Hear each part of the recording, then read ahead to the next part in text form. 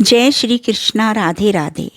सभी भक्तों को कामिका एकादशी की बहुत बहुत शुभकामनाएं। हर महीने 2 एकादशी आती हैं, तो सावन का महीना 11 जुलाई से शुरू हो चुका है।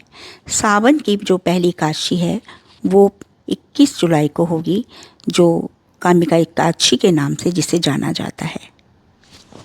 पंचांग के अनुसार सावन महीने की जो कृष्ण पक्ष की एकादशी की तिथि है वह 20 जुलाई को दोपहर 12:12 से लग रही है, लेकिन यह तिथि दशमी युक्त है।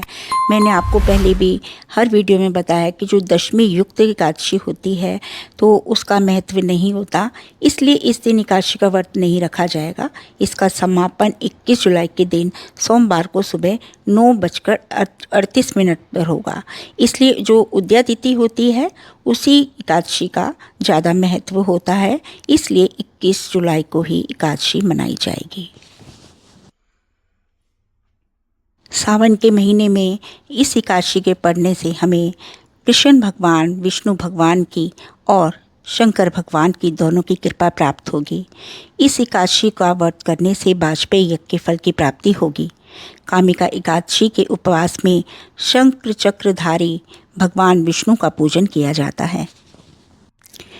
एक बार कुंती पुत्र धर्मराज युधिष्ठिर कहने लगे कि हे भगवान, आषाढ़ शुक्ल देव श्रेणी एकादशी तथा चातुर्मास्य महात्म मैंने भली प्रकार आपसे सुन लिया। अब कृपा करके श्रावण कृष्ण एकादशी का क्या नाम है सो बताइए। श्री कृष्ण भगवान कहने लगे, हे युधिष्ठिर, इस एकादशी की कथा एक समय स्वयं ब्रह्मा जी ने देव ऋषि नारद से कही थी, वही मैं तुमसे कहता हूँ।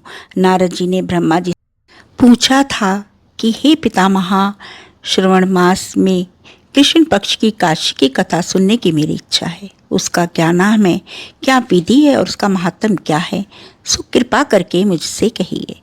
नारद जी की ये वचन सुनकर ब्रह्मा जी ने कहा, हे नारद, लोगों के हित के लिए तुमने बहुत सुंदर प्रश्न किया है।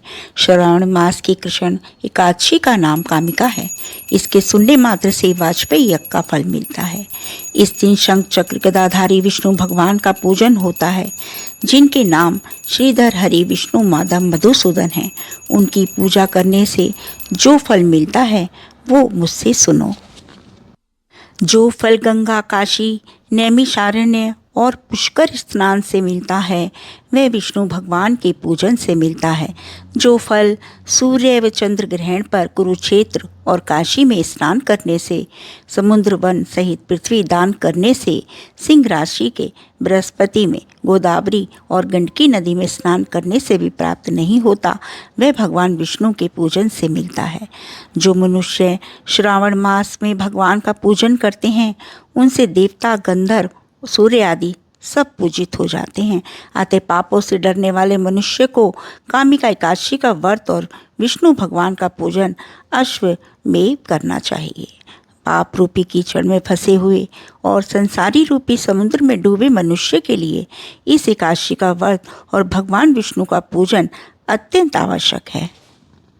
इससे बढ़कर पापों के नाशों का कोई उपाय नहीं है। हे नारद, स्वयं भगवान ने यही कहा है कि कामिका व्रत से जीव कुयोनि को प्राप्त नहीं होता। जो मनुष्य इस एकादशी के दिन भक्ति पूर्वक तुलसी दल भगवान विष्णु को अर्पण करते हैं वे इस संसार के समस्त पापों से दूर हो रहते हैं।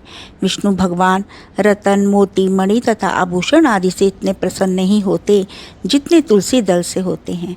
तुलसी दल पूजन का फल 4 भार चांदी और 1 भार स्वर्ण के दान के बराबर होता है। हे नारद, मैं स्वयं भगवान की अति प्रिय तुलसी को सदैव नमस्कार करता हूँ। तुलसी के पौधों को सींचने से मनुष्य की सब यातनाएं नष्ट हो जाती हैं। दर्शन मात्र से सब पाप नष्ट हो जाते हैं और स्पर्श से मनुष्य पवित्र हो जाता है। कामिका एकादशी की रात्रि को दीपदान तथा जागरण के फल का महात्म चित्रगूट भी नहीं कर सकते। जो इस एकादशी की रात्रि को भगवान के मंदिर में दीपक जलाते हैं उनके पितर स्वर्गलोक में अमृत पान करते हैं, तथा जो घी का या तेल का दीपक जलाते हैं वे 100 करोड़ दीपकों के प्रकाशित होकर सूर्य लोक को जाते हैं। ब्रह्मा जी कहते हैं, नारद, ब्रह्म हत्या तथा भ्रूण हत्या आदि पापों को नष्ट करने वाली इस कामिका एकादशी का व्रत मनुष्य को यत्न के साथ करना चाहिए।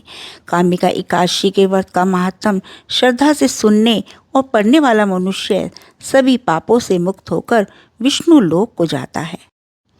अब सुनिए कामिका एकादशी की व्रत की कथा। एक समय की बात है, एक गांव में एक क्षत्रिय रहता था। वह अपने आप पर बहुत गर्व करता था, खासकर अपनी शक्ति और बल पर उसे बहुत अभिमान था। क्षत्रिय भगवान को बहुत मानता था, लेकिन उसके मन में घमंड था। वह हर दिन भगवान विष्णु की पूजा करता और उनकी उपासना में लीन रहता था। एक दिन वह किसी महत्वपूर्ण कार्य के लिए घर से बाहर यात्रा पर निकला। रास्ते में उसकी मुलाकात एक ब्राह्मण से हो गई। दोनों में किसी बात को लेकर झगड़ा हो गया। झगड़ा इतना बढ़ गया कि बात हाथापाई तक आ पहुंची। क्षत्रिय बहुत बलवान था, इसलिए ब्राह्मण अपनी दुर्बलता के कारण क्षत्रिय के वार को सहन न कर पाया और वह वहीं गिर गया और उसकी मृत्यु हो गई। ब्राह्मण की मृत्यु से क्षत्रिय हक्का बक्का रह गया। उसे अपनी गलती का एहसास हुआ और वह बहुत पछताया।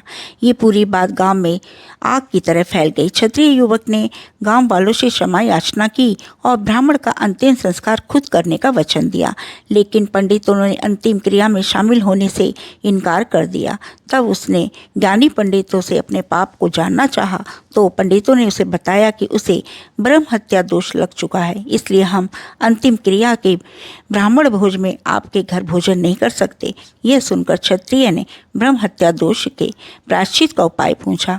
तब पंडितों ने कहा, जब तक वह सावन माह की कृष्ण पक्ष की एकादशी तिथि को विधि पूर्वक भगवान विष्णु का पूजा नहीं करता और ब्राह्मण को भोजन नहीं कराता और दान दक्षिणा नहीं देता, तब तक वह ब्रह्म हत्या दोष से मुक्त नहीं हो सकता।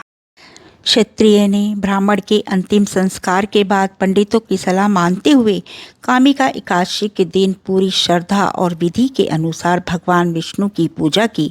फिर उसने ब्राह्मणों को भोजन कराया और दान दक्षिणा भी दी। इस तरह भगवान विष्णु की कृपा से वह क्षत्रिय ब्रह्म हत्या दोष से मुक्त हुआ। इस व्रत के करने से ब्रह्म हत्या आदि सभी पाप नष्ट हो जाते हैं और मनुष्य इस लोक में सुख भोग कर अंत में विष्णु लोक को जाता है। इस कामिका एकादशी के महात्म और श्रवण करने और इसका पाठन करने से मनुष्य स्वर्गलोक को प्राप्त होता है। जय श्री कृष्णा। राधे राधे।